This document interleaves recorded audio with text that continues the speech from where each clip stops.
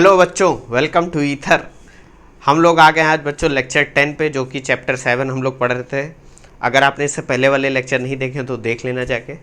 Last वाले lecture में बच्चों हम लोग पढ़ रहे थे रिलेटिव वेलोसिटी, जिसको मैंने आपको बस रिवाइज करा था, क्योंकि रिलेटिव वेलोसिटी जो टॉपिक है वो हम लोग इससे पहले वाले चैप्टर 6 में भी पढ़ चुके हैं। मैंने रिवाइज इसलिए करवाया था ताकि इस चैप्टर में जब आप उसको अप्लाई करो तो आपको दिक्कत ना हो। बस उसी को बच्चों इस लेक्चर में हम लोग क्या करेंगे, एक further step motion in a plane में अप्लाई करके देखेंगे। बहुत सिंपल है, अगर वो समझ में आ गया होगा तो ये भी बहुत आसानी से समझ में आ जाएगा। जैसा कि लिखा है यहाँ पर, देखो क्या लिखा है, relative motion in 2 dimension. Relative motion in 2 dimension यानी relative motion in a plane. अब कहोगे सर प्लेन का मतलब तो यही है ना कि वेलोसिटी, जो भी ऑब्जेक्ट होगा, जो भी पार्टिकल होगा, उसकी वेलोसिटी के 2 कंपोनेंट हो सकते हैं, एक्स एक्सिस में और वाई एक्सिस में। बिल्कुल सही समझ रहे हो। यहाँ पर मैंने बच्चों क्या करा, एक एक्स वाई कोऑर्डिनेट सिस्टम ले लिया है, रेफरेंस फ्रेम ऑफ रेफरेंस ले लिया।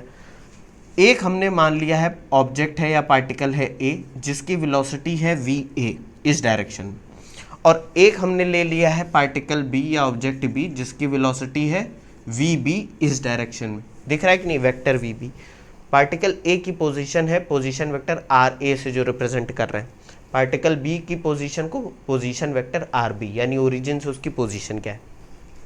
अब मैं आपसे कहूं कि भाई relative velocity of A with respect to B बताओ, कह दो कि सर रिलेटिव वेलोसिटी तो सिंपल सा बात है कि हमें बस माइनस करना है, जिसके रिस्पेक्ट में पूछी जाए माइनस कर दो। ए की बी के रिस्पेक्ट में पूछी गई है तो V A minus V B कर देंगे। यही तो करते आ रहे थे। बिल्कुल बच्चों यही करना है, इसमें कोई बहुत ज़्यादा हमें दिमाग नहीं लगाना। बस यहाँ पर करना ये है कि जब 1 डायमेंशन मोशन होता था बच्चों, तो हम सिर्फ प्लस माइनस करते थे, क्योंकि हमें पता था कि मोशन जो है एक स्ट्रेट लाइन में हो रहा है, जो भी वेलोसिटी होंगी या तो प्लस होंगी या माइनस होगी। यहाँ पर बच्चों को किसी भी डायरेक्शन में हो सकता है। वी भी देखो उधर जा रहा हो सकता है, ऊपर जा रहा होता है, इधर जा रहा होता है, कहीं भी जा सकता है। इस प्लेन में ए भी कहीं भी जा सकता है। मैंने एग्जाम्पल के तौर पे ये ले लिया है। तो कहोगे सर अब क्या करेंगे, तो उसमें से कोई एक होशियार बच्चा बोलेगा कि ये तो आपने बताया था जब हम लोग वेक्टर्स चैप्टर पढ़ रहे थे, और वहाँ पर हमने पढ़ा था कि जब भी ऐसे कुछ केसेस आए जहाँ पर आपको एक से ज़्यादा डायरेक्शन से डील करना पड़े, तो हमें कुछ नहीं करना है, हमें वेक्टर्स के नियमों को फॉलो करना है। यानी कि अब आप जब वेलोसिटी को ये माइनस कर रहे हैं तो आपको डायरेक्शन को भी कंसीडर करना पड़ेगा। अब एक डायरेक्शन नहीं रहेगी, अब एक से ज़्यादा डायरेक्शन हो गई। बात समझ रहे हो कि नहीं? तो कहोगे सर बहुत सिंपल है, इसमें करना कुछ नहीं है। आप अगर ये मान लें कि जैसे हम लोग थोड़ा बेसिक्स में चले जाते हैं। बेसिक्स में बच्चों क्या करते थे, याद करो। वेक्टर अगर चैप्टर आप लोगों ने नहीं देखा तो उसको देख लेना जाकर, क्योंकि अगर वो नहीं समझे तो यहाँ पर थोड़ी प्रॉब्लम आएगी। हालांकि मैं बता फिर भी दूंगा। देखो बेसिक्स में ये है कि अगर आपको 2 वेक्टर्स को माइनस करना होता था, मान लो एक वेक्टर ए है माइनस वेक्टर बी है, आपको ये निकालना है। एक वेक्टर ए ऐसे है और ये वेक्टर बी इस डायरेक्शन में, जैसा कि वो वाला केस।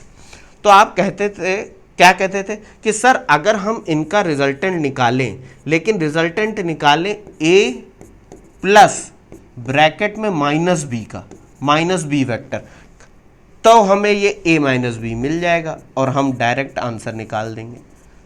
बिल्कुल सही बात, यही करना है बच्चों। यहाँ पे इसको देखो, मैं तुरंत बताता हूँ, अभी इसमें ज़्यादा कुछ मैंने लिखा नहीं है। कहने का मतलब ये है कि अगर ए और बी 2 वेक्टर हैं, मान लो एक वेक्टर ए है और एक वेक्टर बी था, तो हम क्या करेंगे, अब माइनस बी वेक्टर का मतलब क्या होता है कि उसका मैग्नीट्यूड सेम रहेगा, यानी ये जो लेंथ है ये सेम रहेगी, बस उसकी डायरेक्शन चेंज हो जाएगी। तो अगर बी इस डायरेक्शन में जा रहा है तो माइनस बी किस डायरेक्शन में जाएगा, इस डायरेक्शन में जाएगा। जाएगा कि नहीं जाएगा, ये सब हम लोग पढ़ चुके हैं। तो हमें बस इतना करना है, ए प्लस माइनस का बी कह दोगे सर, यही यहाँ पर कर देंगे। तो अगर मैं ग्राफिकल मेथड पे जाऊँ, वेक्टर को सॉल्व करने के ग्राफिकल मेथड पे, जो हम लोग एडिशन करते थे, याद करो पैरेललोग्राम लॉ ऑफ फोर्सेस, हाँ पैरेललोग्राम लॉ ऑफ फोर्सेस या पैरेललोग्राम लॉ ऑफ वेक्टर्स जो पढ़ते थे, वेक्टर एडिशन।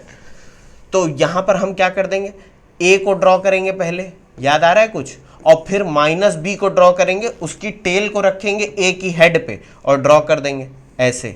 ये ड्रॉ कर दिया कि नहीं, ये हो गया माइनस बी। अब ये जो वेक्टर होगा जो कि ए की टेल से और बी के हेड तक आएगा, ये वाला, मतलब जिसका हेड होगा बी के हेड पे और टेल होगी पहले वाले वेक्टर, ये हो जाएगा बच्चों ए माइनस बी। यही तो, इसको हम बोल सकते हैं resultant of A minus B, बोल सकते हैं कि नहीं? कह दोगे सर ये तो पढ़ा था, इसमें आपने नया क्या बताया?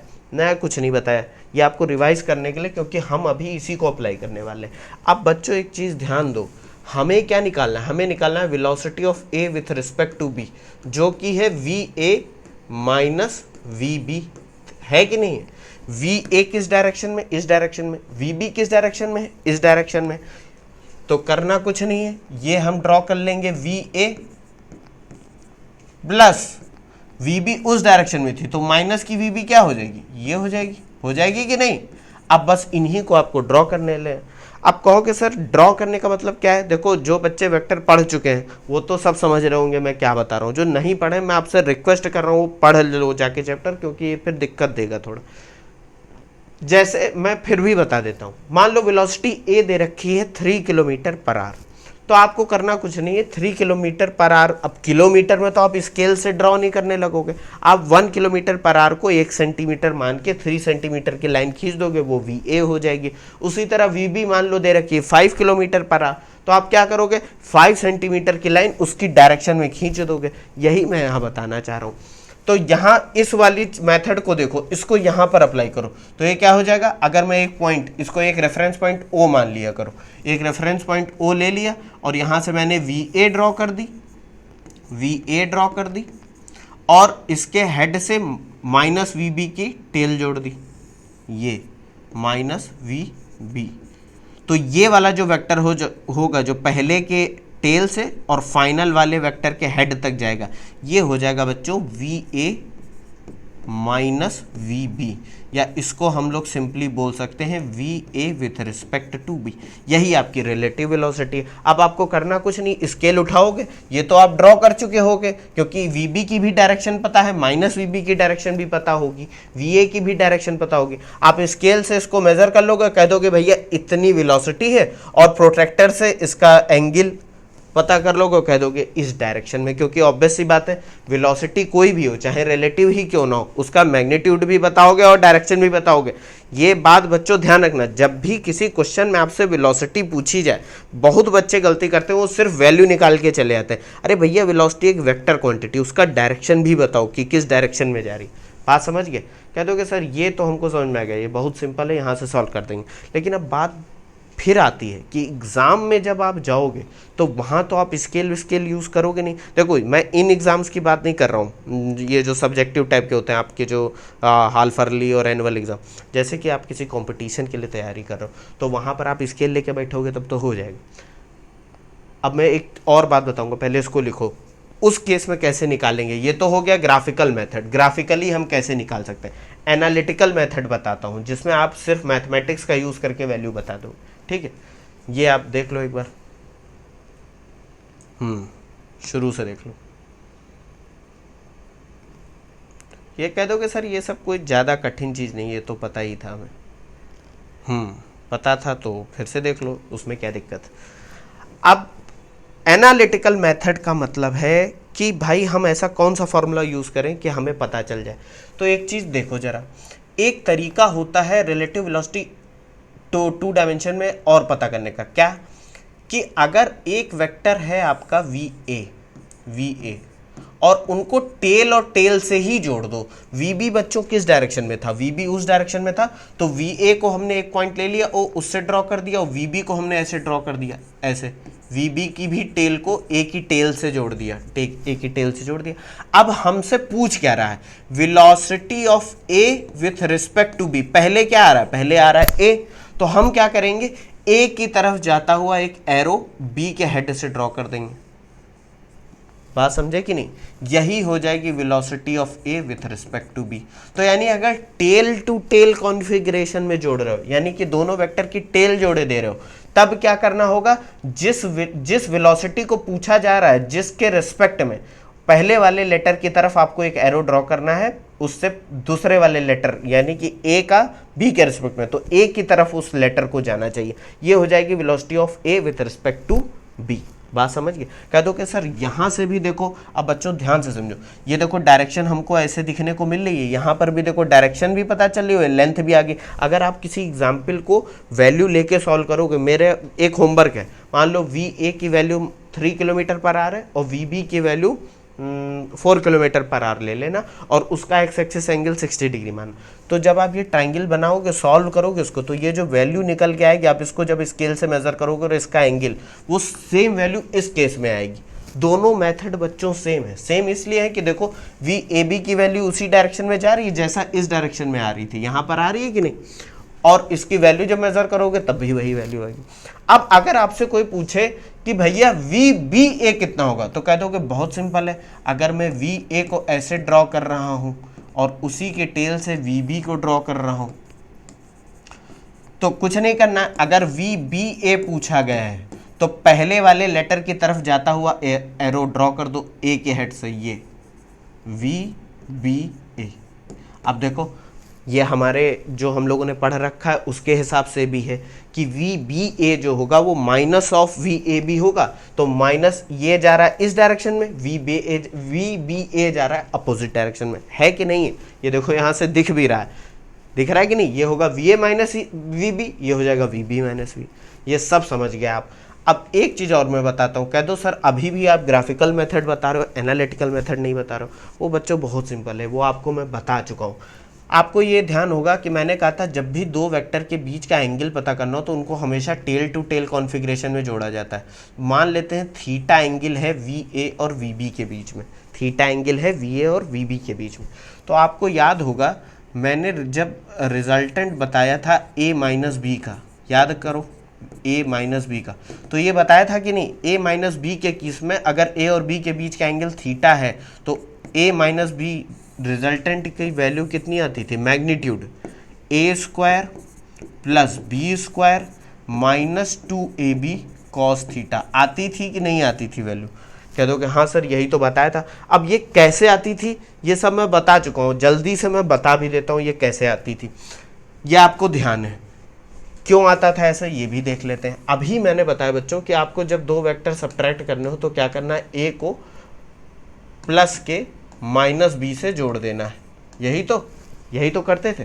अब ये बताओ अगर ए और बी के बीच का एंगल थीटा है, ए और बी के बीच का एंगल थीटा है, तो ए और माइनस बी के बीच का एंगल क्या होगा, ये हो गया ए और ये हो गया माइनस बी, हो गया कि नहीं? कह दोगे सर इसको अपोजिट डायरेक्शन में करके, लेकिन हमें एंगल पता करना है तो उसको टेल से टेल ही जोड़ना पड़ेगा, हेड टू टेल मत जोड़ देना। तो इसको माइनस कर दो, इसको पलट दो ऐसे, तो ये माइनस का बी, ये एंगल बच्चों कितना हो जाएगा, ये हो जाएगा 180 डिग्री माइनस थीटा, हो जाएगा कि नहीं? 180 डिग्री माइनस थीटा हो जाएगा। और आपको ध्यान होगा कि जब हम ए प्लस बी पढ़ते थे तो उसमें यहाँ पर प्लस होता था कि नहीं? वो इसलिए होता था क्योंकि ए और बी के बीच का एंगल थीटा है, लेकिन ए और माइनस बी के बीच का एंगल 180 माइनस थीटा है। और जब यहाँ पर कॉस 180 माइनस थीटा रखोगे तो कॉस 180 माइनस थीटा कितना होता है, माइनस का कॉस थीटा, इसलिए यहाँ पर माइनस आ जाता था। ये मुझे बताने की ज़रूरत थी नहीं, लेकिन आप देख के मिर्गी ना आने लगे आपको, इसलिए मैंने बता दिया। मतलब कि ये सब कहाँ से गया। तो बहुत सिंपल है, इसी चीज़ को हमें यहाँ पर अप्लाई कर देना है। दो वेक्टर के बीच का एंगल दे रखा हो, दो वेलोसिटी वेक्टर के बीच का एंगल, तो हम डायरेक्ट वेलोसिटी का मैग्नीट्यूड कैसे निकाल सकते हैं, इस वाले फॉर्मूले से। इसको देख लो फिर मैं आगे बताता हूँ। ये सब पढ़ चुके हो बच्चों, बस हमें वेक्टर अलजेब्रा के मेथड्स को यहाँ अप्लाई करना है। बात समझ गए?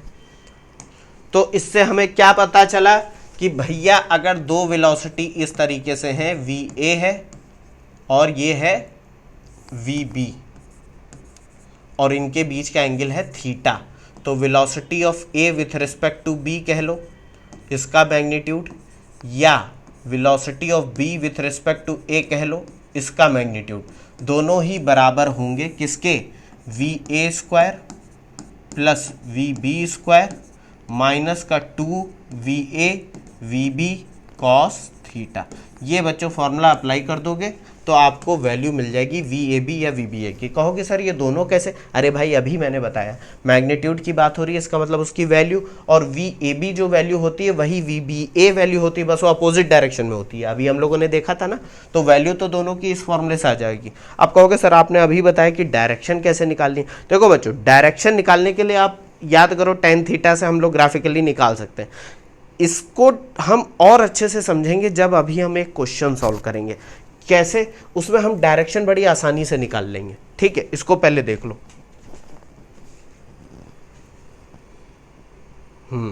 शुरुआत से देख लो इसको। देखो, इसको लिखना हो लिख लो, नहीं लिखना हो तो नोट्स बच्चों में दे दूंगा, मैं कह कह के थक गया हूं, लेकिन आप अपने समझने के लिए अपने शॉर्ट नोट्स जरूर बनाना। ठीक है,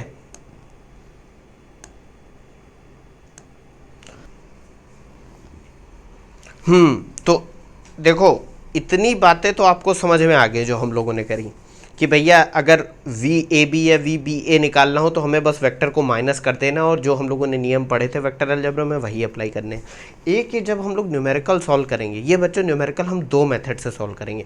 एक तो हम ये जो ग्राफिकल मेथड है, एनालिटिकल मेथड, उसको देखेंगे जिसमें हम VA माइनस VB थीटा को यूज़ करके निकाल रहे थे, यानी ट्रिग्नोमेट्री यूज़ करेंगे। और एक हम यूज़ करेंगे यूनिट वेक्टर मेथड। आप दोनों ही को ध्यान से समझो, क्योंकि कहीं कहीं पर यूनिट वेक्टर मेथड ज़्यादा अच्छा रहता है कंपेयर्ड टू ये जो ज्योमेट्री अभी हम लोग अप्लाई करेंगे, जो आप लोग अभी देख रहे थे कॉस थीटा और ये सब। देखो ये न्यूमेरिकल क्या है, बहुत सिंपल है। अगर मैं आपसे कहूँ जब ये सब सीख जाओगे ना तो ये तो 2 मिनट में निकाल दोगे। क्या कह रहा है कि अगर इफ VA है 4 kilometre per hour towards east and VB जो वेलोसिटी है वो 4 किलोमीटर पर आवर है towards north, find velocity of B with respect to A, VBA is equal to question mark. अब एक चीज़ आपको ध्यान में होगी कि जब हम डायरेक्शंस ड्रॉ करते थे तो कैसे ड्रॉ करते थे, ये होती थी नॉर्थ साउथ ईस्ट वेस्ट। याद आ रहा है कि नहीं? कह दोगे हाँ सर ये याद आ रहा है। अब देखो इसको अगर मैं कोऑर्डिनेट सिस्टम से रिप्लेस करूं तो ये ईस्ट हो गई प्लस एक्स एक्सिस, ये वेस्ट होगी माइनस एक्स एक्सिस, ये हो गया प्लस वाई एक्सिस, ये हो गया माइनस वाई एक्सिस। हो गया कि नहीं? अगर मैं यहाँ पर अब वेलोसिटी ड्रॉ करूँ तो कैसे ड्रॉ करूँगा, पहले मैं कोऑर्डिनेट सिस्टम ड्रॉ कर लेता हूँ।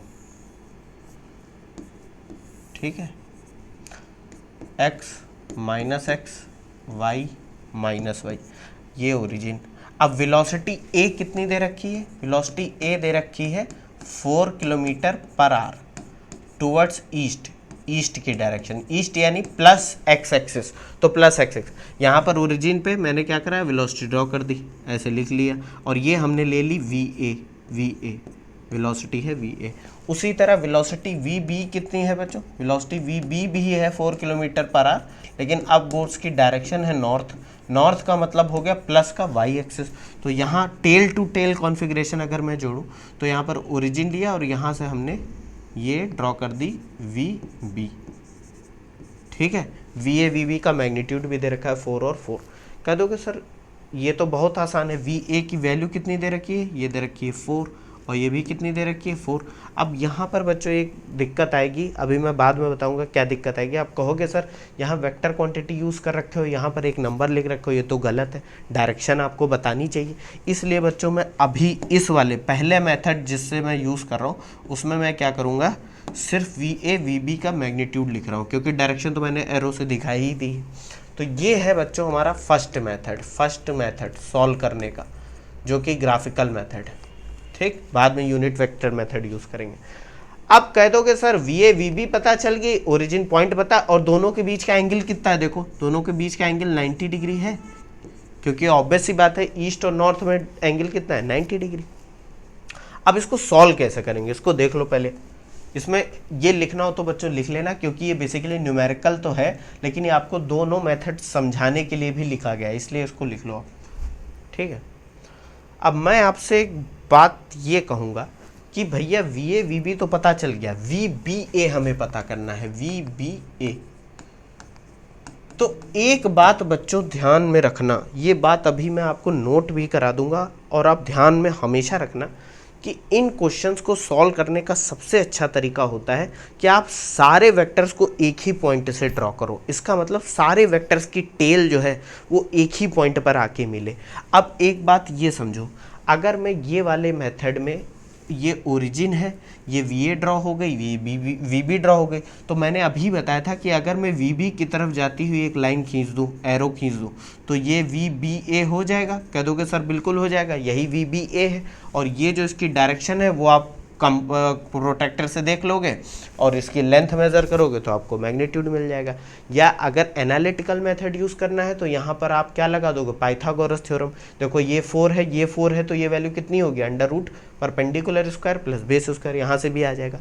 लेकिन मैं आपसे कहूँगा कि मेथड हमेशा ऐसा यूज़ करो जो हर जगह अप्लाई कर सको। तो इसलिए इसको ऐसे मत लिखना, आप क्या करना, आप पहले ड्रॉ करना वी बी। देखना दोनों बातें सेम है, लेकिन इससे क्या होगा, आपकी गलती होने के चांसेस कम हो जाएंगे। ये हो गया वी बी, ठीक।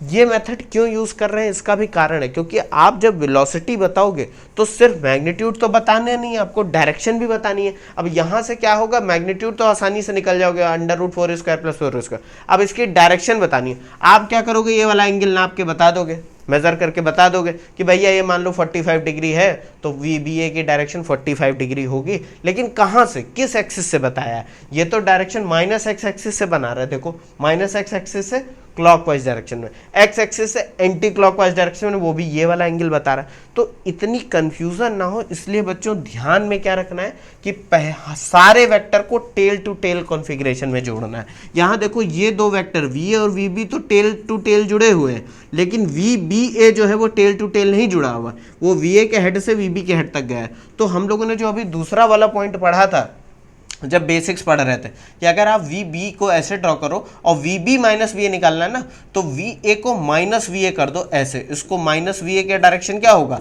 वी ए अगर उस साइड है ईस्ट की साइड, तो माइनस वी ए किधर होगा, वेस्ट की साइड। उसको मैंने बस पलट दिया है, बात समझ रहे हो कि नहीं। अब अगर मैं ये रेक्टेंगल पूरा कर दूं, ये रेक्टेंगल पूरा करूं, याद करो parallelogram law of vector addition पढ़ा था कि नहीं, उसमें हम लोग क्या करते थे, यही तो करते थे। अब वेक्टर एडिशन में या सब्ट्रैक्शन में हमने पढ़ा था कि इस वेक्टर को आप कहीं भी खिसका सकते हो, खिसका सकते हो।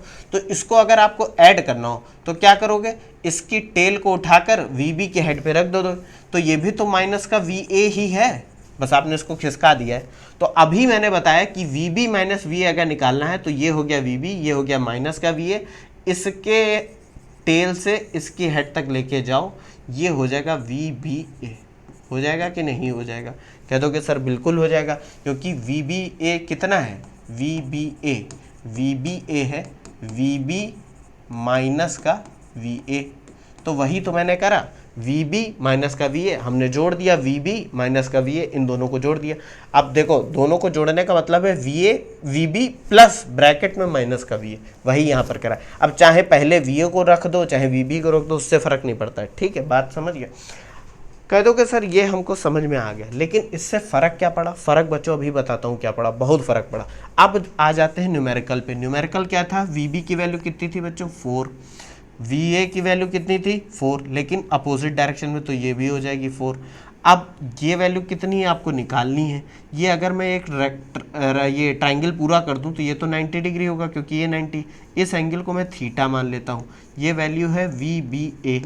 वी बी ए की वैल्यू कितनी हो जाएगी, इस वाले ट्राइंगल से देखो, ये वाला जो ट्राइंगल है ये भी तो 4 होगा, ये 4 है तो ये भी 4 होगा।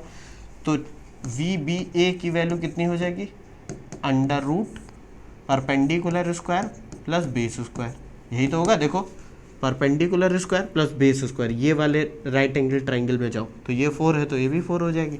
ये आ जाएगा बच्चों अंडर रूट 4 का स्क्वायर 16 प्लस 4 का स्क्वायर 16, ये हो जाएगा 32, ये आ जाएगा 2 रूट 4, आ जाएगा कि नहीं, किलोमीटर पर आवर। लेकिन अब दिक्कत ये है कि भैया हमें तो सिर्फ मैग्नीट्यूड पता चला है, यानी वी बी ए का वैल्यू कितनी है मैग्नीट्यूड, बात समझ रहे हो।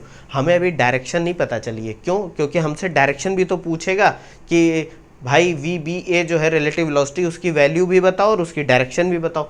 तो हमने वैल्यू तो यहाँ से बता दी, सिंपल पाइथागोरस थ्योरम यूज़ करी।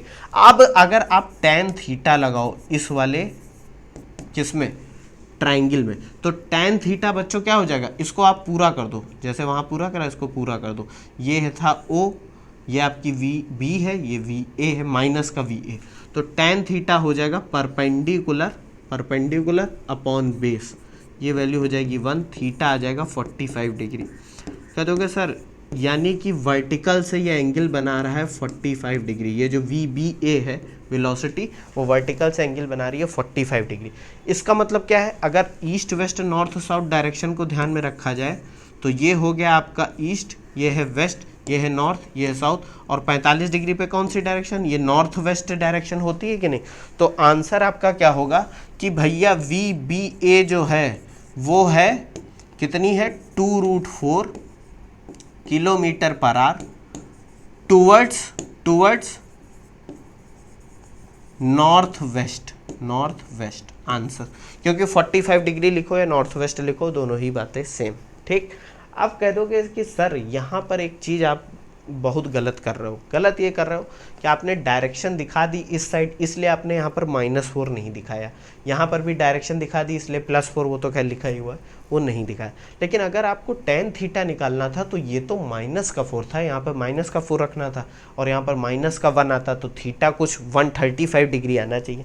बच्चों देखो वही बात है, जब आप ऑलरेडी दिखा रहे हो कि थीटा की वैल्यू हमने y एक्सिस से ले रखी है, ये वाली वे, तो हमें प्लस और माइनस लेने की क्या जरूरत है। हमें पता ही है कि वो सेकंड क्वाड्रेंट में आएगा, first quadrant, second quadrant, third quadrant, fourth quadrant. जब हमने थीटा कैलकुलेट ही इसी वैल्यू इसको एक्स एक्सिस मान के करा है, तो हमें ये बताने की जरूरत क्या है कि वो ईस्ट से कितना एंगल बना रहा है। बात समझ रहे हो। अगर हम -1 साइन लेते हैं, इसका मतलब हम पहले वाली एक्सिस को कंसीडर कर रहे हैं, उससे एंगल बता रहे हैं, ये वाला एंगल बता रहे हैं, ये वाला एंगल। बात समझे कि नहीं। तो ये तो एक मेथड है जो आप लगा सकते हो, सॉल्व कर सकते हो। कह दोगे सर यहाँ पर वो वाला मेथड नहीं लगाया आपने, VA² + VB² - 2VA VB cos theta. अरे बच्चों वही मेथड है। यहाँ देखो VA VB के बीच का एंगल कितना है, 90 डिग्री है। तो जब cos 90 डिग्री रखोगे तो वो वैल्यू 0 हो जाएगी। cos 90 0 होता है, बचेगा क्या, √VA² + VB²। थोड़ा कॉमन सेंस भी लगाओ। ये देखो ट्राइंगल बना है, राइट एंगल ट्राइंगल, तो यहाँ पर तो आप यूज ही कर सकते हो ना पाइथागोरस थ्योरम। इसको मैं थोड़ा सही से बना देता हूँ।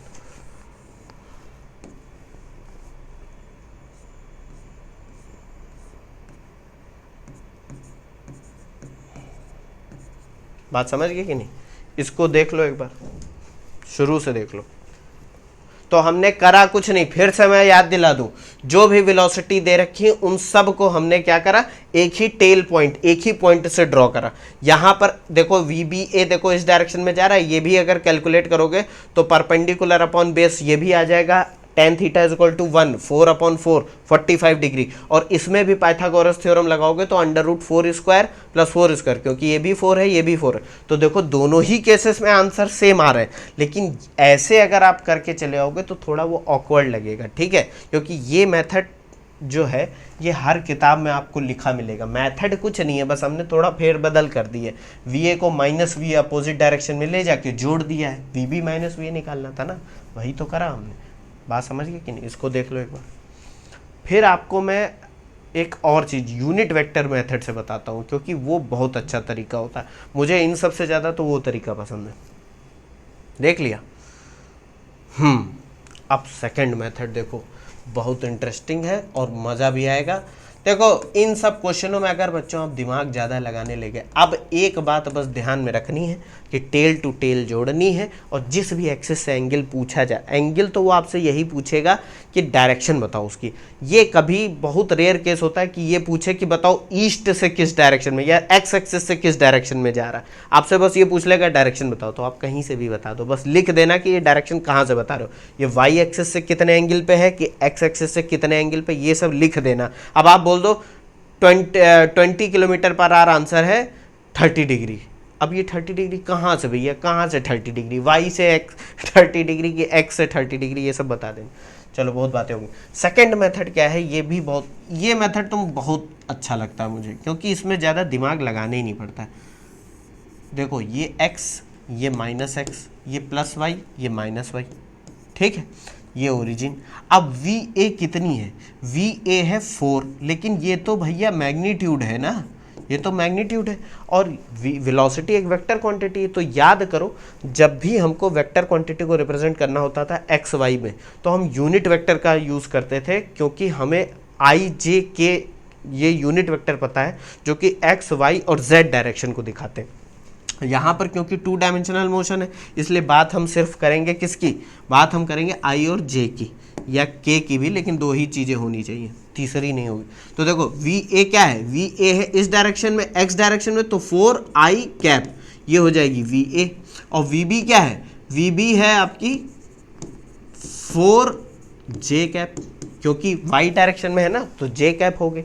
और हमें निकालना क्या है, हमें निकालना है वी बी ए, जो कि कितनी होगी, वी बी माइनस वी ए।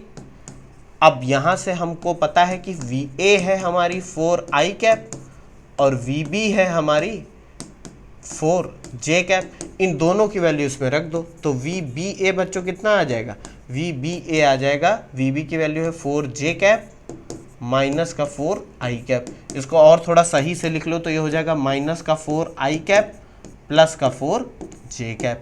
ये बच्चों आपका आंसर है। अगर आप कभी वेक्टर फॉर्म में पूछो और खाली ये लिख के चले आओ तब भी सही, लेकिन कभी कभी अब क्योंकि मैग्नीट्यूड बताना है तो आप इसका वी बी ए का मैग्नीट्यूड बताने के लिए क्या करते थे, याद करो वेक्टर फॉर्म में आई का जो कंपोनेंट है उसका स्क्वायर प्लस जे का जो कंपोनेंट है कोफिशिएंट है उसका स्क्वायर, तो ये हो जाएगा -4 का स्क्वायर प्लस 4 का स्क्वायर। याद आ रहा है कि नहीं, ये देखो इसको सॉल्व करोगे तब भी आ जाएगा 2√4 आ जाएगा कि नहीं, ये 2√4 आएगा कि 4√2 आएगा, 4 का स्क्वायर सेक्शन, देखो गलत कर दिया, ये आ जाएगा 4√2, 4√2। देखो यही गलतियां होती हैं, ब्लंडर मिस्टेक्स, ये हो जाएगा 4√2, ठीक है, किलोमीटर पर आवर। भाई 16 2 जा 32, वो समझ गए नहीं, तो यहाँ पर ये आ गया 4√2 किलोमीटर पर आवर। कहते सर ये मेथड ज़्यादा सही है, यहाँ तो दिमाग ही नहीं लगाना है, इधर जा रहा उधर जा रहा कहीं भी जाए, ठीक। ये आप लिख लो पहले, इसको देख लो, फिर अभी डायरेक्शन भी तो हमको पता करनी है। देख लिया। अब देखो वी बी ए कितना आया, वी बी ए आया है माइनस का 4i कैप प्लस का 4j कैप। अब आपसे डायरेक्शन भी तो पूछ सकता है, वी बी ए की वैल्यू कितनी आ गई 4√2, लेकिन अब डायरेक्शन पूछ ले तो डायरेक्शन के लिए सबसे पहले एक काम करना, ये जो इक्वेशन निकली है आपके जो आंसर है इसको ड्रॉ कर लो। कहते हो ड्रॉ करने का मतलब क्या है सर, कि भैया वी बी ए की डायरेक्शन कैसे हमको पता चलेगी। माइनस का 4i कैप का मतलब क्या होता है, माइनस के एक्स एक्सिस पे, तो ये हो गया आपका माइनस का 4i कैप, हो गया कि नहीं हो गया। प्लस का 4j कैप का मतलब क्या होता है कि y डायरेक्शन में, ये हो गया प्लस का 4j कैप। तो आपका ये जो VBA है वो ये होगा, ये तो हम लोग अभी ड्रॉ करके देख चुके हैं, याद करो।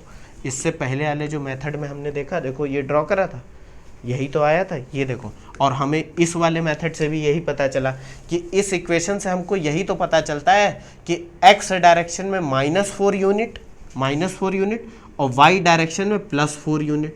तो अगर मैं इसको वेक्टर से दिखाना चाहूँ तो कैसे दिखाऊंगा, ये एंगल मैं थीटा ले लेता हूँ, फिर वही करना पड़ जाएगा।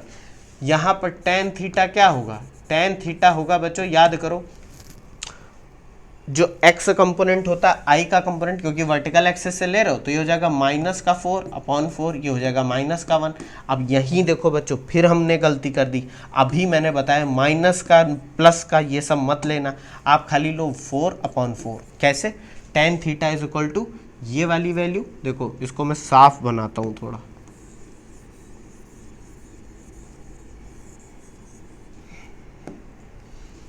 अच्छे से बनाओ इसको। ये हो गया माइनस का 4i कैप, ये हो गया प्लस का 4j कैप, ये हो गई आपकी बच्चों VBA। हो गई कि नहीं हो गई, बिल्कुल हो गई, कह दो सर बिल्कुल हो गई।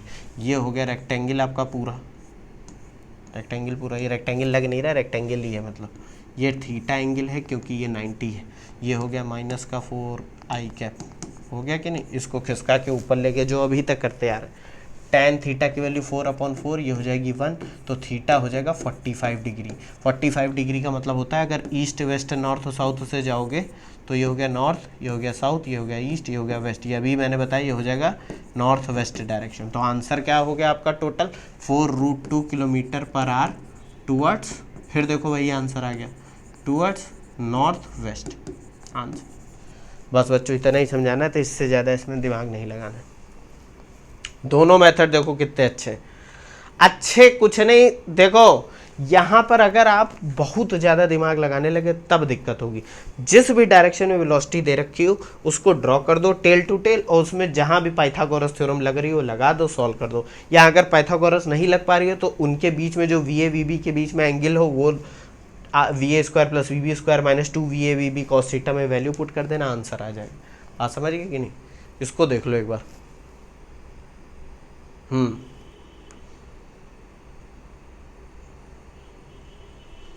ये बहुत सिंपल था यार क्वेश्चन, इसमें इतना कुछ ज़्यादा टफ था नहीं, ये बस मैंने समझाने के लिए आपको बताया था।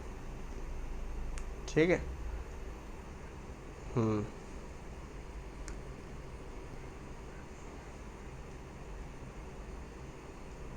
देख लिया हो। देखो क्या है बच्चों, मैं समझ रहा हूँ कि कभी कभी आपको लगता होगा क्या इससे सरल तरीका नहीं है। पता है क्या है, ये बहुत सरल है। जब आप इसके 2-4 क्वेश्चन हम लोग सॉल्व कर लेंगे ना, अभी अभी हम लोग न्यूमेरिकल वाले पोर्शन पे तो गए ही नहीं है। याद करो हर एक चैप्टर में हम लोग न्यूमेरिकल सॉल्व करते हैं खूब ढेर सारे। अभी इस चैप्टर में भी 1-2 टॉपिक और रह गए, वो हम पढ़ लें, फिर हम लाइन से न्यूमेरिकल सॉल्व करेंगे। उसमें बच्चों और क्लियर हो जाएगा आपका, बहुत आसानी से क्लियर हो जाएगा और मज़ा भी आएगा सॉल्व करने में। आप अगर देखो तो इसमें बहुत क्या करा हम लोगों ने बस ट्रिग्नोमेट्री अप्लाई करी, पाइथागोरस थ्योरम यूज़ करी और ट्रिग्नोमेट्री यूज़ करी। इसके अलावा हम लोगों ने कुछ करा है यहाँ पर? कुछ नहीं करा है। बस क्या है, कन्फ्यूज़न ये होते हैं कि क्या जोड़ें, किस डायरेक्शन में जोड़ें। तो वो मैंने आपको 2-3 तरीके बता दिए। उसमें सबसे कन्वीनियंट तरीका भी बता दिया कि भैया टेल टू टेल सबको जोड़ दो, आंसर आ जाएगा। या यूनिट वेक्टर मेथड यूज़ कर लो, इससे सरल तरीका और कोई नहीं। यूनिट वेक्टर में क्या रहता है कि बच्चों आई की, जैसे मान लो 3 कंपोनेंट लिखे हुए आई जे के, तो ये पता रहता है कि आई के साथ जितनी वैल्यू लिखी है वो एक्स एक्सिस में है, जे के साथ जितनी वैल्यू लिखी है वो वाई एक्सिस में है। तो अगर मैं इन दोनों को जोड़ दूँ तो हमें वेक्टर मिल जाएगा। बस यही मैंने बताया। अब एक बात और कर लेता हूँ, थोड़ी देर 2 मिनट रख दो, बहुत जान लिया। देखो बच्चों बात ये है कि आज के टाइम पे अटेंशन स्पैन जो है हमारा, आज की जनरेशन में भी, आप ही की लगभग जनरेशन छोड़ दो खैर, अटेंशन स्पैन बहुत कम हो गया है। क्योंकि हम क्या कर रहे हैं, हमें शौक़ है वीडियोस देखने का, छोटे छोटे वो जो शॉर्ट्स हो ये सब चलते हैं, शॉर्ट्स देखने का। उसमें हम चाहते हैं कि पूरी फिज़िक्स क्या 1-1 मिनट के वीडियो में पढ़ाई जा सकती है। देखो फिज़िक्स को समझने के लिए बच्चों थोड़ा टाइम आपको देना पड़ेगा। ये मेरी रिक्वेस्ट है कि आप सिर्फ कंपटीशन पॉइंट ऑफ व्यू से फिज़िक्स मत पढ़ो। फिज़िक्स बहुत इंटरेस्टिंग सब्जेक्ट है, उसको थोड़ा आराम से टाइम दे देकर पढ़ो। टाइम बहुत है आपके पास। आप सोचो अभी क्लास 11th में हो आप लोग, अगर क्लास 12th में जाओगे अभी उसके बाद भी टाइम है, पढ़ो। 2 साल बहुत टाइम होता है इनको समझने के लिए। आप खुद सोचो, यहाँ 12-13 वीडियो आते हैं, लगभग सब 1-1 घंटे के हैं। तो 12-13 घंटे में आप पूरा एक कॉन्सेप्ट, पूरा एक चैप्टर ख़त्म हुआ जा रहा है। आप अपने आप मान लो उसको पढ़ोगे तो उसमें थोड़ा टाइम और जोड़ लो, 6-7 घंटे की सेल्फ स्टडी और जोड़ लो, ठीक है, तो 20 घंटे में पूरा चैप्टर आपका तैयार हुआ जा रहा है। न्यूमेरिकल जो लगा रहे हो वो अलग है, कॉन्सेप्ट तो आपके तैयार हो गए 20 घंटे में। इससे कम टाइम में आप क्या समझना चाहते हो? यूनिवर्स के राज हैं फिजिक्स में, उनको समझने के लिए थोड़ा तो आपको टाइम देना पड़ेगा। ठीक है, चलो बहुत बातें होंगी। रिलेटिव मोशन बिटवीन प्रोजेक्टाइल्स, देखो प्रोजेक्टाइल मोशन आप पढ़ चुके हो, ये बहुत इंटरेस्टिंग पॉइंट है। यहाँ हम लोग कोई मैथमेटिक्स नहीं लगाएंगे, बस हमें थोड़ा रिलेटिव मोशन के कॉन्सेप्ट को प्रोजेक्टाइल मोशन में लगाना होगा। एक काम करते हैं, काम क्या करते हैं कि मान लो 2 प्रोजेक्टाइल मोशन है, एक है ए और एक है बी, मतलब 2 ऑब्जेक्ट हैं, ऑब्जेक्ट ए है और एक ऑब्जेक्ट है बी, और दोनों को प्रोजेक्टाइल मोशन में, मतलब प्रोजेक्टाइल की तरफ फेंका जाता है। बॉल, मान लो 2 बॉल हैं ए और बी, उनको प्रोजेक्टाइल मोशन दिया गया है। एक बॉल ए है आपकी, ठीक है, एक बॉल ए है, इसको प्रोजेक्ट करा गया, इसको प्रोजेक्ट करा गया और इसकी वेलोसिटी जो है इनिशियल वेलोसिटी u1 है और एंगल ये बना रही है θ1, ठीक है। और दूसरी एक ऑब्जेक्ट है आपका बी या बॉल कह लो, उसको भी प्रोजेक्टाइल की तरह थ्रो करा गया, उसकी वेलोसिटी है u2 और एंगल मान लेते हैं θ2। ये कोई ज़रूरी नहीं है कि एक ही पॉइंट से फेंके गए हैं या अलग अलग जाके भी गिरे, उससे मतलब नहीं। अब बात आती है कि अगर बॉल कहीं यहाँ पर है या जहाँ पर भी, मान लो ये ए है, इस पॉइंट पर पहुँच गई बॉल, तो इस बॉल को इसका मोशन कैसा दिखेगा या इस बॉल को इसका मोशन कैसा दिखेगा, रिलेटिव मोशन।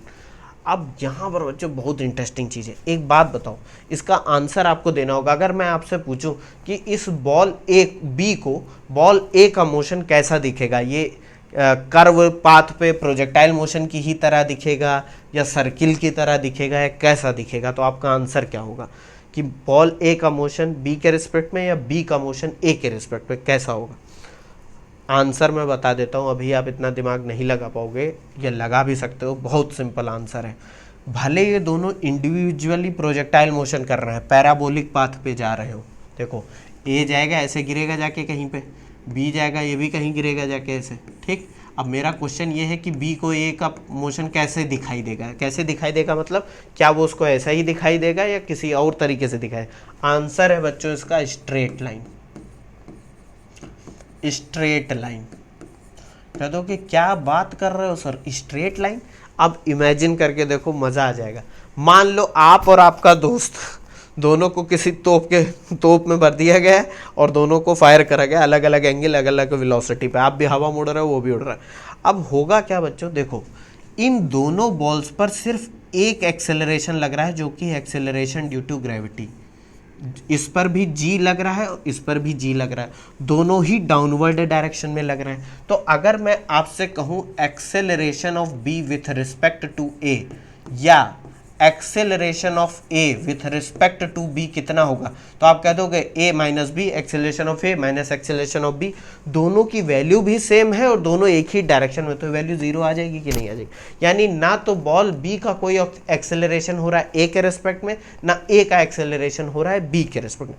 और हम पढ़ चुके हैं कि जब भी एक्सेलरेशन की वैल्यू जीरो होती है, इसका मतलब वो ऑब्जेक्ट क्या कर रहे हैं, वो ऑब्जेक्ट मोशन कर रहे हैं यूनिफॉर्म, जो कि स्ट्रेट लाइन मोशन है। अब आप कहोगे सर ये क्या बात कर रहे हो, तो प्रोजेक्टाइल मोशन कर रहे हैं। देखो प्रोजेक्टाइल मोशन वो इंडिविजुअली कर रहे हैं, यानी कि मैं खुद और मेरा दोस्त, वो दोनों अपनी अपनी जगह पे तो प्रोजेक्टाइल मोशन ऐसे पैराबोलिक पाथ पे जा रहे हैं। लेकिन अगर मैं अपने दोस्त को देखूंगा तो क्या देखूंगा कि जैसे मान लो यहाँ से फायर हुए, यहाँ से फायर हुए, तो मैं उसको देख रहा हूँ, वो ऐसे देख रहा हूँ, तो वो मुझे सीधा जाता हुआ दिखेगा, ऐसे सीधा जाता हुआ दिख रहा है। बात समझ रहे हो कि नहीं। तो यही प्रोजेक्टाइल मोशन में ये ध्यान रखने वाली बात है कि दो प्रोजेक्टाइल मोशन अगर रिलेटिव मोशन की बात करी जाए, तो अब मैं एक लाइन लिखने वाला हूँ। क्या लिखने वाला हूँ ये पहले आप देख लो, इसमें अपनी भाषा में कुछ कुछ लिख लो, फिर यहाँ पर मैं एक लाइन लिखने वाला हूँ। क्या लाइन लिखने वाला हूँ, relative motion, relative motion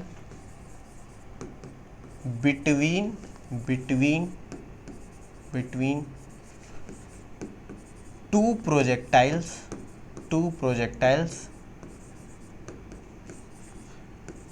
is a straight line,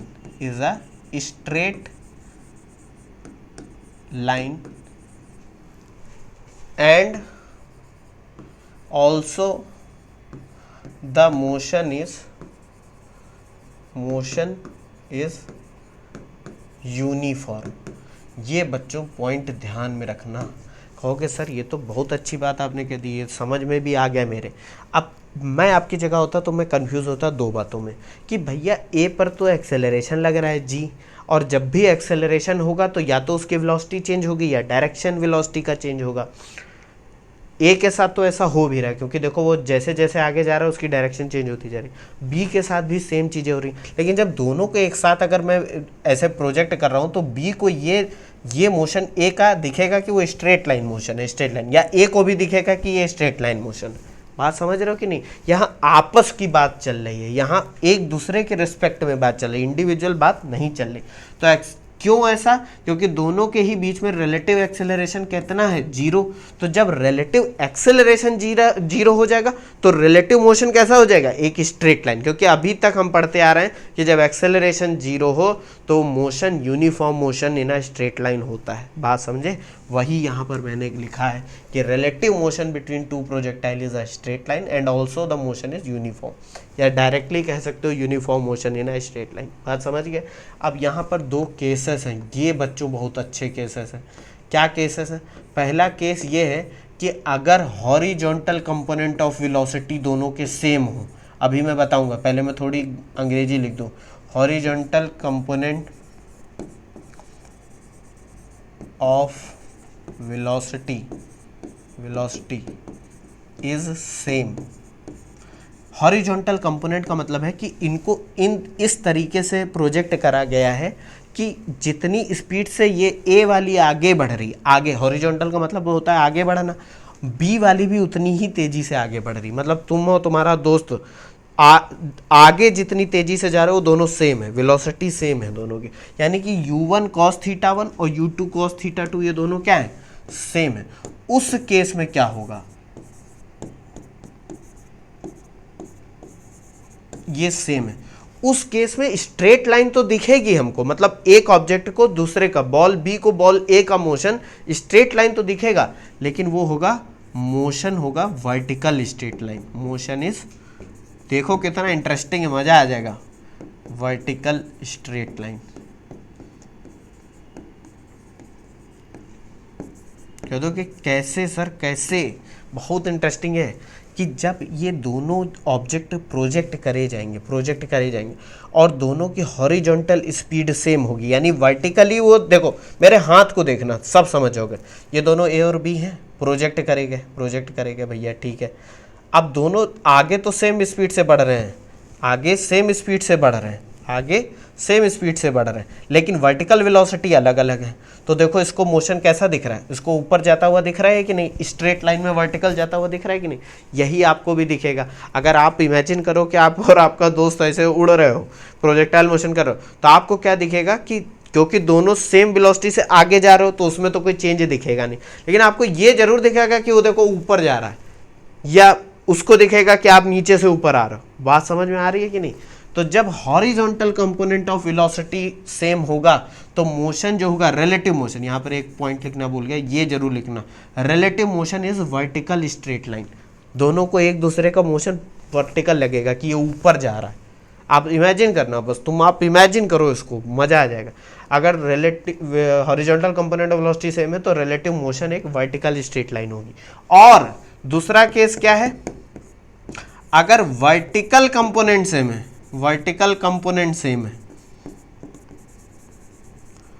बहुत इंटरेस्टिंग पॉइंट था, वर्टिकल कंपोनेंट सेम है, यानी कि u1 sin θ1 is equal to u2 sin θ2।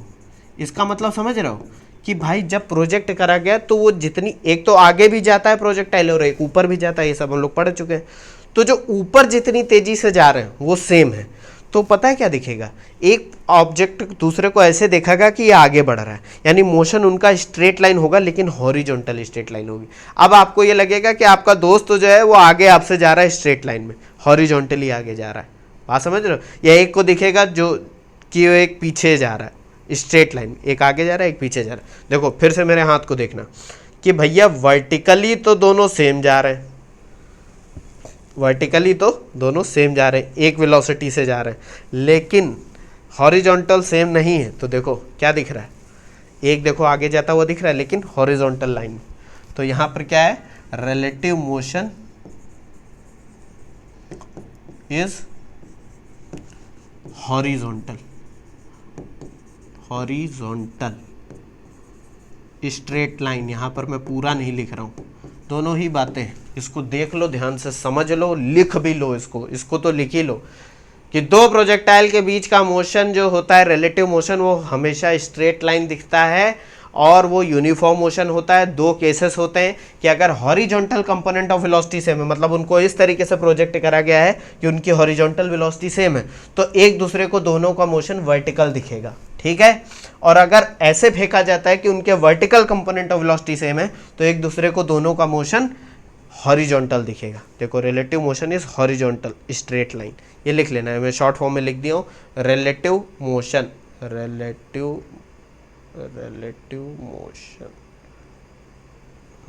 देख लो इसको। तो अभी तक जो पढ़ा है वो समझ में आ गया होगा बच्चों। अब ये एक छोटा सा टॉपिक है चेंज ऑफ फ्रेम, इसको समझ लेते हैं। चेंज ऑफ फ्रेम का मतलब है बच्चों, जहाँ से हम चीज़ों को ऑब्जर्व कर रहे हैं उसको हम फ्रेम ऑफ रेफरेंस बोल देते थे कि कहाँ से ऑब्जर्व कर रहे हो।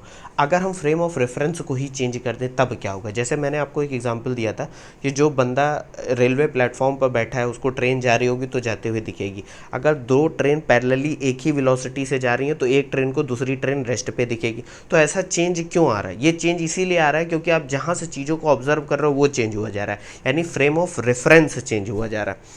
अब यहाँ पर हम उसी को समझते हैं कि कैसे किसी ऑब्जेक्ट का मोशन अलग अलग फ्रेम ऑफ रेफरेंस से अलग अलग दिखता है। ठीक है, अब जैसे यहाँ पर मैं 3 बंदों को लेता हूँ, एक है ए, एक है बी और एक है पी।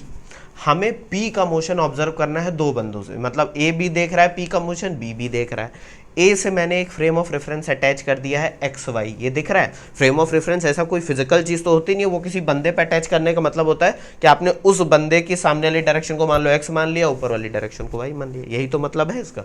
बी पर भी मैंने एक फ्रेम ऑफ रेफरेंस अटैच कर दिया है एक्स डैश वाई डैश। अब वाई डैश एक्स डैश इसलिए लिया है क्योंकि ये अलग फ्रेम ऑफ रेफरेंस है, इसलिए मैंने डैश का नाम दे दिया। और मुझे ऑब्जर्व किसका मोशन करना है? पी का मोशन करना है। अब एक कंडीशन है यहाँ पर कि भैया ये जो फ्रेम ऑफ रेफरेंस अटैच करना है दोनों पैरेलल होने चाहिए, मतलब बी कहीं भी जा सकता है इस प्लेन पे, बस क्या होना चाहिए कि ये जो एक्स डैश वाई डैश है ये एक्स वाई के पैरेलल होना चाहिए। कह दो कि सर ऐसा क्यों है? वो जब बच्चों हम लोग रोटेशनल पोर्शन पढ़ेंगे तब सब समझ जाएंगे, अभी बस इतना मानो। ए रेस्ट में है और बी की वी जो है वो एक कांस्टेंट वेलोसिटी से मूव कर रहा है रिलेटिव टू ए। एक ये कंडीशन हम लिख लेते हैं, late B is moving at constant velocity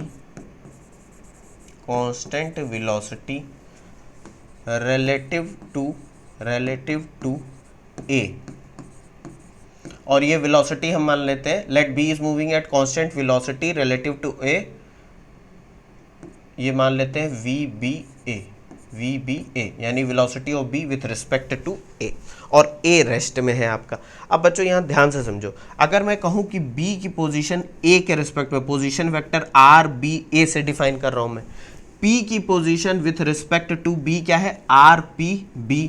तो और P की position with respect to A क्या है? ये वाला जो वेक्टर दिख रहा है RPA। तो आप लोगों को ध्यान होगा जब हम लोग वेक्टर अलजेब्रा पढ़ रहे थे, वेक्टर्स चैप्टर पढ़ रहे थे, उसमें मैंने क्या बताया था कि ये जो RP अगर हेड टू टेल में जोड़ रहे हो तो ये देखो ए वाला RBA जो वेक्टर है उसकी टेल और इसका ये हेड है, इसके हेड से मैंने दूसरा वेक्टर RPB जोड़ दिया, तो ये जो तीसरा वेक्टर है जो कि A के टेल से और P के हेड तक जा रहा है, ये इन दोनों का सम होगा कि नहीं होगा? ये तो आप लोगों को पता है। तो यहाँ से हम लोग ये लिख सकते हैं RPA is equal to RPB plus RBA। कह दोगे सर बिल्कुल लिख सकते हैं, ये हम लोगों ने पढ़ रखा था। एक तो ये चीज़ बच्चों पता चल जाएगी आपको। कह दोगे इसमें क्या पता चल गया? इसमें ये पता चल गया कि position of P with respect to A is equal to the sum of position of P with respect to B and B with respect to A। यही तो लिखा हुआ है, position of P with respect to A is position of P with respect to B and position of B with respect to A। भैया P की position B से निकालो, B की पोजीशन A से निकालो, दोनों को ऐड कर दो तो हमको position of P with respect to A मिल जाएगा। ये समझ गया? अब मैं यहाँ पर एक काम करता हूँ, पूरी इक्वेशन को मैं डिफ्रेंशिएट करता हूँ विथ रिस्पेक्ट टू टाइम। तो क्या होगा अगर मैं टाइम के रिस्पेक्ट में डिफ्रेंशिएट कर दूँ तो ये क्या हो जाएगा? d/dt of RPA is equal to d/dt of RPB plus d/dt of RBA। ये हो जाएगा कि नहीं? कहोगे सर ये कुछ देखा देखा लग रहा है। क्या देखा देखा लग रहा है बच्चों? किसी भी पोजीशन चेंज का टाइम के रिस्पेक्ट में डेरिवेटिव लेते तो क्या होता है? वेलोसिटी ही तो होती है। Rate of change of position यहाँ पर ले रहे हो कि नहीं? ये देखो ले रहे हो कि नहीं? तो ये बच्चों क्या हो जाएगा? ये हो जाएगी velocity of P with respect to A, ये हो जाएगा velocity of P with respect to B, और ये टर्म हो जाएगा velocity of B with respect to A। इसको देखो मैं नेक्स्ट पेज पे लिखता हूँ इसको, ये देख लो जल्दी से, लिखना हो लिख लो इसको। ये बहुत ही छोटी चीज़ है लेकिन बहुत इंपॉर्टेंट है। तो यहाँ से हमको क्या पता चला? Velocity of P with respect to A क्या होगी? Velocity of P with respect to B plus velocity of B with respect to A। यही तो पता चला। जैसे हमको पोजीशन पता चली थी वैसे वेलोसिटी पता चल गई कि भैया p की अगर a के रेस्पेक्ट में वेलोसिटी चाहिए तो पहले p की b के रेस्पेक्ट में निकालो, और b भी तो a के रेस्पेक्ट में मूव कर रहा है तो b की a के रेस्पेक्ट में मिला वेलोसिटी को कैलकुलेट करो। इसका सीधा सीधा मतलब ये है कि अगर आपको p का मोशन ऑब्जर्व करना है a से तो दो तरीकों से कर सकते हो, तो डायरेक्ट ऑब्जर्व करो या पहले b को ऑब्जर्व करो और b जैसे p को देख रहा है उन दोनों को ऐड कर दो। यहाँ पर सीधा सीधा मतलब ये। तो इसको कैसे पढ़ेंगे, velocity of p with respect to a is equal to the sum of velocity of p with respect to b and velocity of b with respect to a। ये समझ गया। यहाँ से दो बातें क्लियर हो गई हमको। तो चेंज ऑफ फ्रेम, अगर मैं आपसे कहूँ कि ए के फ्रेम ऑफ रेफरेंस को बी के फ्रेम ऑफ रेफरेंस में चेंज कर दो, मतलब पी को जहाँ से आप ऑब्जर्व कर रहे हो अब आप ए से नहीं बी से ऑब्जर्व कर रहे हो, या पहले बी से ऑब्जर्व कर रहे थे तो अब ए से ऑब्जर्व करो, तो इन दो इक्वेशंस से आप पोजीशन और वेलोसिटी निकाल लोगे। कह दोगे सर ये तो हमको समझ में आ गया।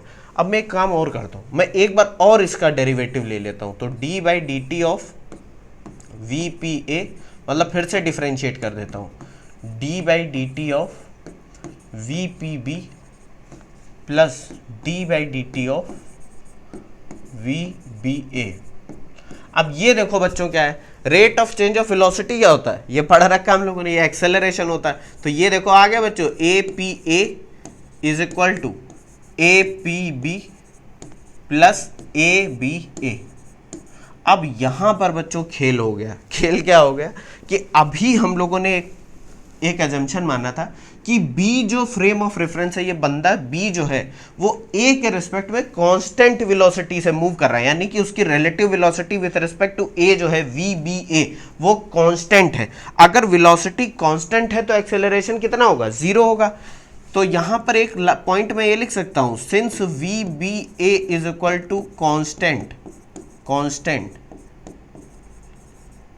ए बी ए जो होगा वो 0 होगा कि नहीं होगा। कह दोगे सर बिल्कुल 0 होगा, एक्सेलरेशन होगा नहीं, मतलब वो मूव तो कर रहा है किसी एक वेलोसिटी से लेकिन वो एक्सेलरेट नहीं होगा, उसकी वेलोसिटी ए के रिस्पेक्ट में नहीं चेंज होगी।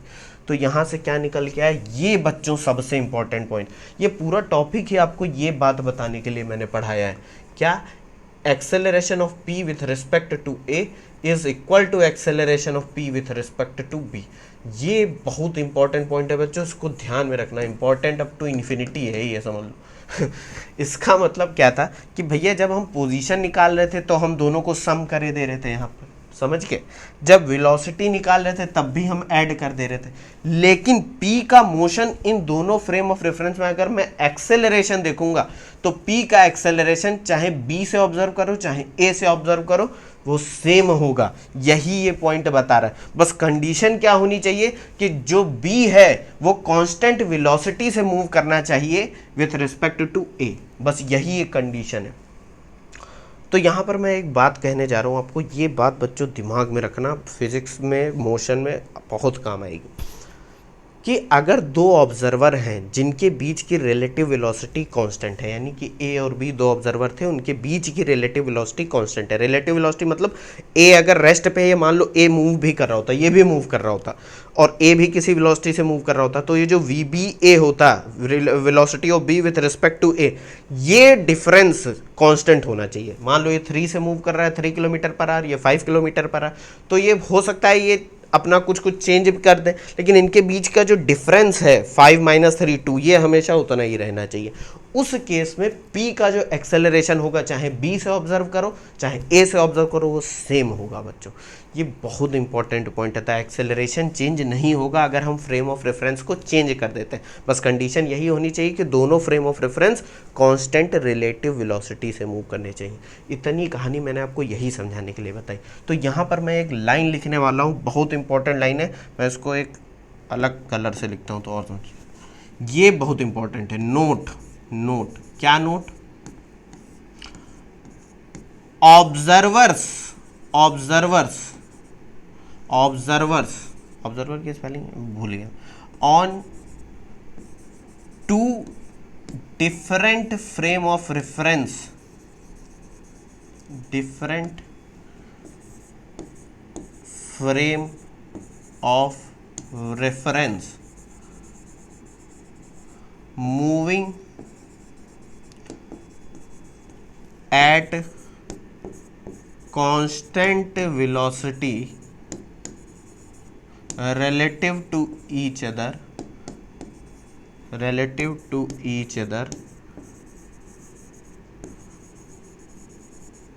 will observe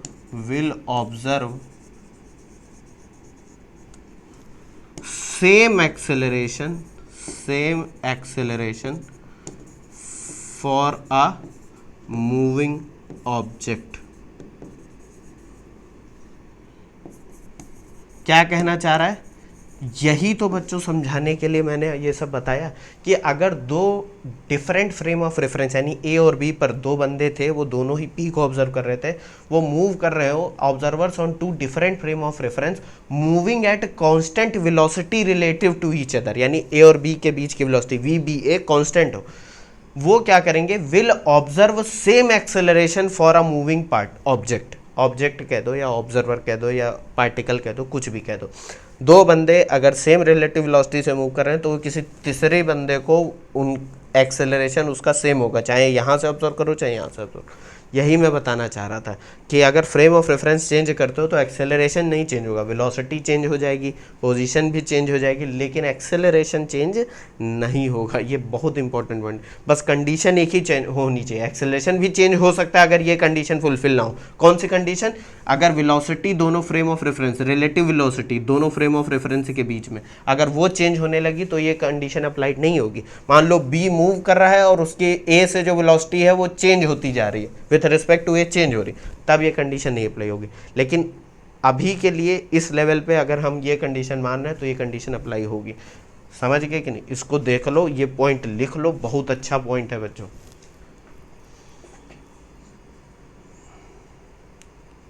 ठीक है, देख लिया इसको, ये पॉइंट जरूर लिख लेना बच्चों।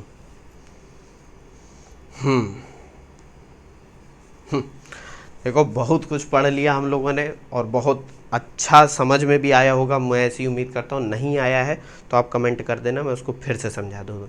और अभी आप ये मत समझना रिलेटिव वेलोसिटी सर आपने तो कुछ बताया ही नहीं, बस गणित बता दी, फिर आपने सॉल्व नहीं कराया कुछ। अभी बच्चों 2 लेक्चर आने वाले जो है उसमें हम लोग इसके एप्लीकेशन देखेंगे, रियल लाइफ एप्लीकेशन देखेंगे, तब आपको और समझ में आएगा और आपको अप्लाई करना भी और अच्छे से आ जाएगा। ठीक है, तो एक कोट लिखा है जैसे कि हम लोग करते आ रहे हैं इस चैप्टर में, बहुत अच्छा कोट है। क्या कोट है? We can not solve problem with the same thinking we used to create them. ये अल्बर्ट आइंस्टाइन सर ने कहा था कि भैया जो सोच के तुमने कोई प्रॉब्लम क्रिएट करी है जैसी भी थिंकिंग से, अगर तुम वैसे ही सोच रहे हो तो प्रॉब्लम सॉल्व नहीं होगी। इसका रियल लाइफ में आपको एग्जांपल देता हूँ कि आप हो सकता है आप बहुत सी डिफ़िकल्टी से भी गुजर रहे हो, कुछ परेशानियाँ हो आपके जीवन में, या कुछ ऐसी परेशानियाँ जो आपने खुद क्रिएट करी हैं, कुछ आपसे गलतियाँ हुई और आपने करा। अब अगर वो गलतियाँ आप जो दोहरा रहे हो, अगर फिर से वैसी ही सोच रख रहे हो तो प्रॉब्लम सॉल्व होने वाली नहीं है। ये इन्होंने कहा फिजिक्स के रेस्पेक्ट में था, लेकिन मैंने यहाँ थोड़ी फिलॉसफी लगा दी। ठीक है, थैंक यू, मिलता हूँ नेक्स्ट वीडियो में।